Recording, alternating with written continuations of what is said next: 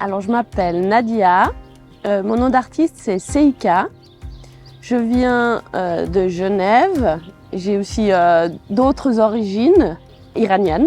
Et je peins depuis 1997. Je voyage beaucoup à travers mes graffitis. C'est de là que je prends mes photos. Je travaille d'après mes photos. Et puis, je peins aussi énormément d'enfants. Je mets beaucoup de couleurs, en fait, dans les portraits que je représente. Et puis en parallèle, j'enseigne la sérigraphie dans différentes écoles d'art, dont aussi une école en Valais.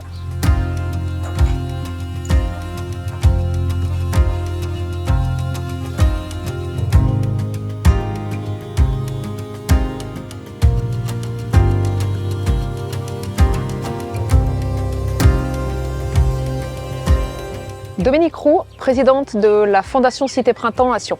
Alors la Fondation Cité Printemps accueille des enfants, à peu près 80 enfants, qui ont des difficultés familiales, qui sont placés dans cette institution, soit à Sion, soit à Bagne, et entre 0 et 18 ans. En 2023, nous avions 50 ans pour la Fondation et nous avions décidé de faire un projet d'envergure. Donc ça fait 2 ans qu'on réfléchit avec Art Valais pour essayer de trouver une fresque qui corresponde aux valeurs de l'institution, à l'histoire de l'institution et aussi au profil des enfants qui sont là. D'ailleurs, l'artiste a rencontré les jeunes et a pu vraiment parler avec eux pour pouvoir échanger sur leur réalité et leur vécu. Alors depuis 2 semaines, moi je viens tous les jours voir l'avancée du projet et je suis frappée vraiment par l'engouement soit du quartier, soit sur les réseaux sociaux, soit bien sûr les gens de l'institution.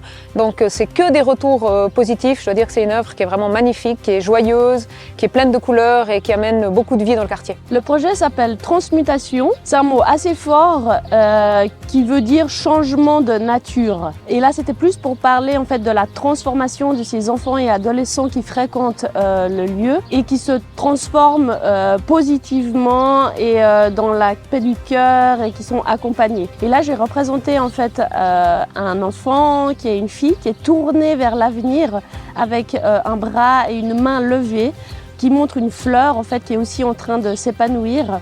Et on a aussi au milieu de l'eau pour parler un peu de la fluidité de l'eau et de la liberté de l'eau. Donc on peut aussi mettre en parallèle à un chemin de vie en fait qui se transforme dans la positivité et pour parler aussi de la liberté en fait. Mais vraiment tout ça dans un sens d'épanouissement, de paix du cœur et d'amour pour soi.